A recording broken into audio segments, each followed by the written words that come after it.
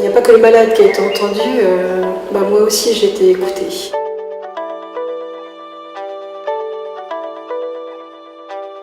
Oui, Réseau Cécilia, c'est une association de loi 1901, donc à but non lucratif, qui a été créée en 2003 après de nombreuses réunions qui démontraient qu'il y avait un manque important de relations entre l'hôpital et la ville. Le Réseau Cécilia est là pour aider les gens, pour aider les familles qui arrivent dans une situation difficile où l'être humain finit sa vie. Et ils ont un besoin social, ils ont un besoin médical, ils ont un besoin psychologique. Et le Réseau Cécilia est là pour mettre en place toutes ces nécessités. Il n'est pas là pour soigner.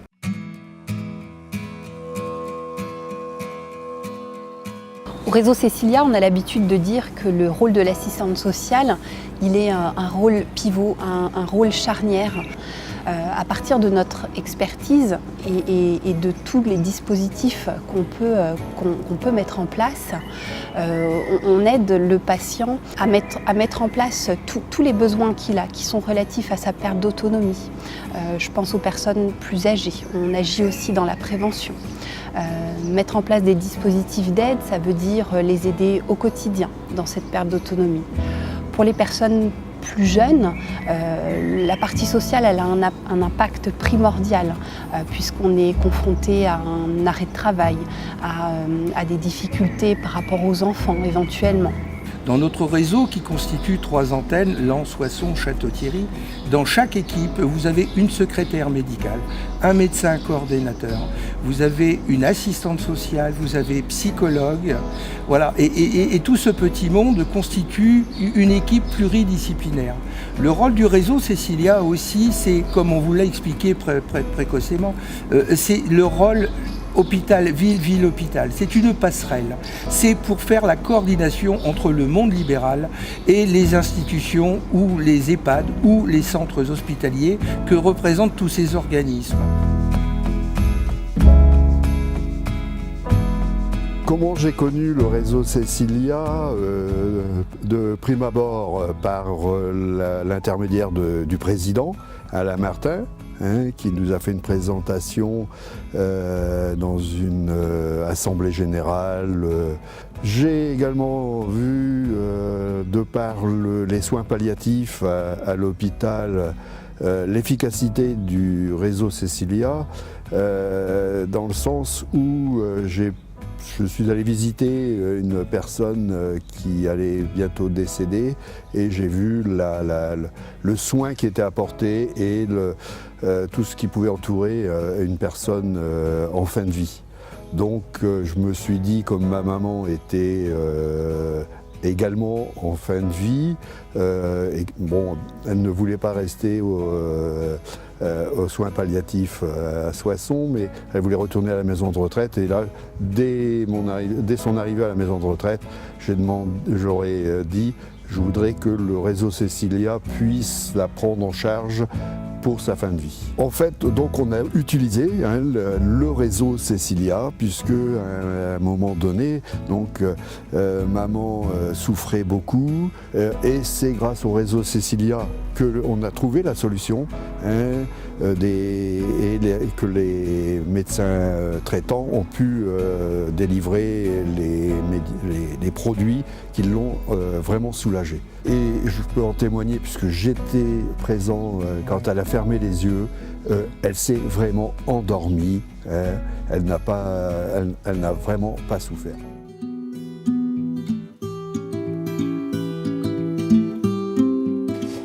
Alors donc notre rôle au sein du Réseau Cécilia, c'est d'accompagner les familles, les patients. Donc pour les patients, on est appelé par nos collègues infirmiers ou assistantes sociales. Et donc à la demande de nos collègues et des patients, on les rencontre soit à l'hôpital, soit à domicile. Nous intervenons également auprès des professionnels Voilà, nous avons été amenés à effectuer des groupes de parole de manière à les éclairer sur des situations cliniques en lien forcément avec le soin palliatif qui les mettent en difficulté. Et voilà, c'est leur permettre de cheminer pas à pas avec le patient de manière à rendre la prise en charge la plus efficiente possible. Après, on fait aussi des suivis de deuil, donc pour les proches, que ce soit pour des conjoints ou des enfants. Corinne, vous vous souvenez, on a pris en charge Yves dans le cadre du réseau Cécilia. On avait eu un diagnostic comme quoi mon mari avait le cancer du foie, non opérable. Voilà, donc il y avait des soins qui avaient commencé et qui avaient été mis en échec. Donc des douleurs qui se sont accumulées. On avait un suivi d'une infirmière libérale qui était domiciliée sur le village, qui venait tous les jours. Et voilà, elle était témoin en fait des douleurs de mon mari quotidiennes, et c'est elle qui nous a effectivement mis en lien, et du coup un suivi qui a commencé. D'accord, donc alors voilà une des missions du réseau de prendre en charge cette partie douleur en essayant d'orienter un petit peu le médecin vers un traitement un petit peu plus élaboré, un petit peu plus juste concernant aux demandes d'Yves en fait. Ce qui était bien, c'est qu'en fait, moi ce que ça m'a apporté en tout cas, et puis lui aussi, parce qu'on en a parlé, c'est le fait que vous étiez à une autre place du coup que le médical, qui prenait déjà beaucoup de place. Donc dans une écoute particulière de la douleur. Donc du coup ça veut dire que vous étiez en capacité aussi de l'entendre, de savoir qu'il y avait aussi pas forcément de médicaments miracles. Après ce qui fonctionne et qui est soutenant, c'est le fait qu'on peut parler librement. On vous a proposé aussi de faire un suivi. C'est ça. Ensuite, d'accord. Et même pendant, à la fin, avant qu'Yves rentre en soins palliatifs, vous étiez venu, je me souviens, à la maison un jour, très rapidement. Et j'avais pu prendre un temps avec le psychologue, Et puis après, dans l'après-coup, effectivement, il est revenu après le décès. À la maison aussi, toujours pareil. Et je sais que c'est encore, c'est une possibilité. Donc c'est vrai que c'est soutenant.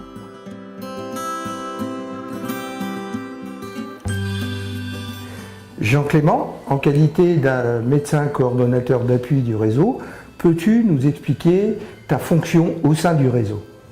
Pour exemple, tout à l'heure après cette intervention, nous sommes amenés à participer à une réunion de coordination d'une fin de vie complexe dans un établissement médico-social. Il s'agit d'une fin de vie chez une personne très âgée, dont l'équipe se pose un certain nombre de questions, et également la famille, sur les problèmes d'alimentation, la nécessité, sur la douleur, les souffrances qu'exprime la patiente.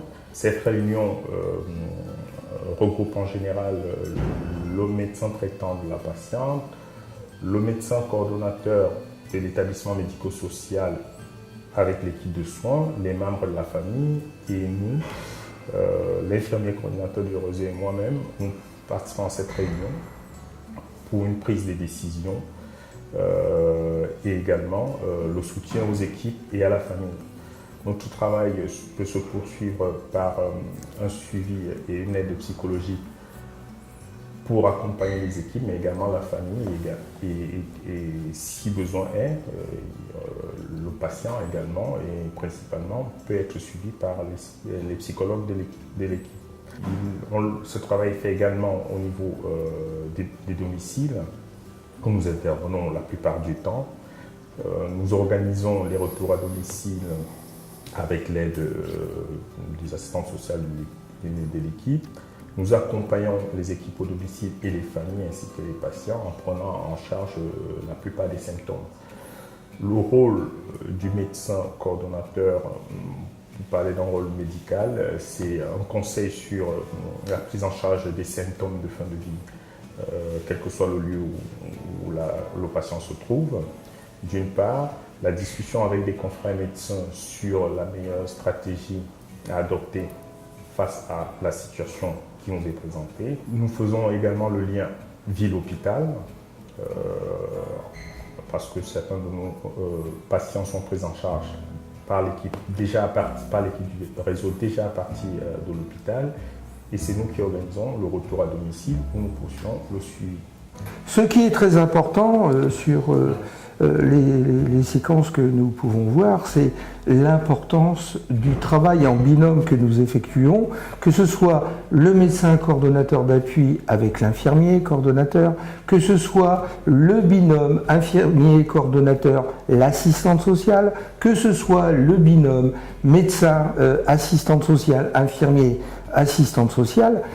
C'est fondamental puisque dans ces visites en binôme, l'important c'est de bien souvent refaire la visite après, quand nous avons fini cette visite, de pouvoir nous concerter l'un et l'autre, de savoir ce qu'a ressenti l'un, ce qu'a ressenti l'autre, ce qu'on a vu les uns, ce qu'on a vu les autres. C'est ce qui nous permet aussi, en pluridisciplinarité, de pouvoir refaire la visite et d'essayer au maximum de comprendre ce qui se passe lors de nos visites. Alors, en tant que directeur administratif du réseau Cecilia, j'encadre l'ensemble du personnel, c'est-à-dire médecins, infirmiers, psychologues, assistantes sociales, secrétariat. Je veille au bon fonctionnement de l'ensemble de cette équipe formidable. J'essaie de les soutenir dans les périodes difficiles. J'assure également toute la gestion administrative, financière, en rapport avec l'Agence régionale de santé. Ainsi, je gère tout le côté logistique, toute la logistique. Ma fonction de secrétaire médicale au sein du réseau Cecilia s'entend à assurer donc l'accueil physique et téléphonique des patients, des professionnels de santé, mais aussi des partenaires. Je prends en charge également différentes tâches administratives, telles que les courriers, la rédaction des bilans d'activité que je fais également en binôme avec le directeur administratif, toujours dans le respect du secret professionnel, bien entendu.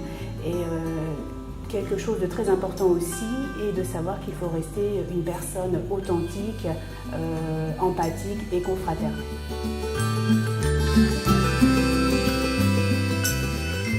J'ai connu le réseau Cecilia par le biais de notre médecin traitant à Ambleny.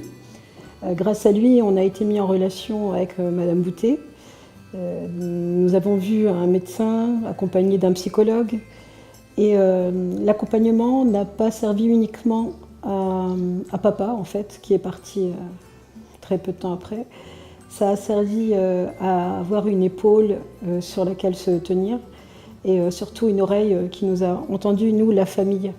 Parce que l'aide m'a été apportée à moi personnellement, parce que j'avais l'impression de ne plus exister, en fait, d'avoir été laissée derrière et je n'étais plus entendue ni par les membres de ma famille, ni par mon père qui était tellement malade qu'il n'entendait plus. Et voilà, j'ai rencontré des gens formidables qui m'ont écoutée. J'ai été écoutée, j'ai eu le sentiment de faire des choses bien. Voilà. Parce qu'on est dans le doute, on ne sait plus si ce qu'on fait est bien ou pas bien. Et la maladie, elle est prise en charge par les médecins, donc le malade, lui, est pris en charge. Mais à mon sens, à moi, la famille a eu besoin d'être épaulée dans les démarches administratives. Bien que je sois dans l'administration, j'étais perdue. Et on sait toujours que quand ça nous concerne un autre, c'est facile. Quand ça nous concerne nous, c'est beaucoup plus compliqué. Et heureusement que j'ai rencontré des gens qui m'ont aidée, qui m'ont accompagnée dans l'administratif, qui m'ont accompagnée dans l'aide médicale, qui m'ont accompagnée par des soins, par une écoute, par le psychologue. Parce qu'il n'y a pas que le malade qui a été entendu, moi aussi j'ai été écoutée.